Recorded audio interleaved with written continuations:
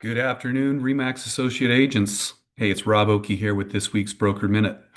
Hey, I was doing some thinking about a couple of things that we often encounter, and that deals with our availability as agents and how we handle that availability. Many times, I think people think that because we have our cell phones, because we're in an industry that works evenings, weekends, that we have to be available at all times for whenever our clients may or may not need us.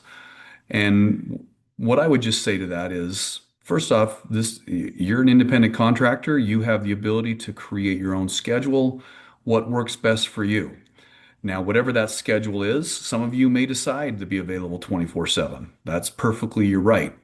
Others may have some other priorities, between the hours of 9 in the morning to 7 o'clock at night. You often hear people leave on their voicemail if this phone call is after 7 p.m., then they'll return the call by 10 o'clock the next business day. They may have that in the recording. But I had a conversation years ago with an agent even where another agent expected that they should receive a phone call back about the offer that they had submitted, and that no matter when it was on a weekend or whatever the schedule was, that there was an obligation that we had to provide that back to them by a certain time frame. And this is my take on it. I just say, first off, our phones and our time schedules, those are ultimately up to us. Now, do we have a duty or an obligation? Certainly, there isn't a duty or obligation that is part of our licensure requirement. There's just a best practice and a good business practice and what's most professional.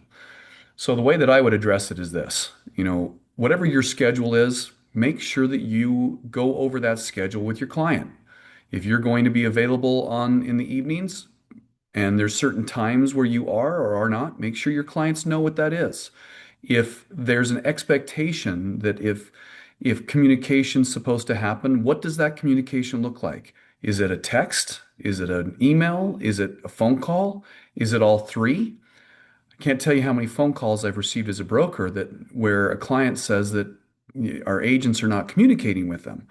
And then I ask, well, let me see, I ask the other side, and we have a slew of emails that show that there's communication or text messages, but there was never a phone call. Well, in the client's eyes, a phone call was what constituted as true communication and interaction.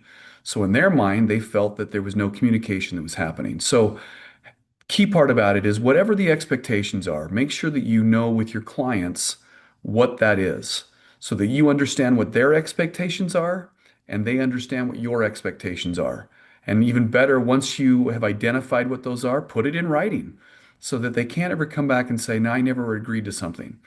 Then the next piece is, some agents, if I'm an agent that believes that an agent should be available 24/7, and now I'm talking to an agent that believes that only on Monday through Friday between this hours are the schedule. Well, yeah, if I call in a window that doesn't match that other agent's schedule, and I'm holding that agent's their performance based on my standards, that's going to create problems. And I would just say this to that particular agent.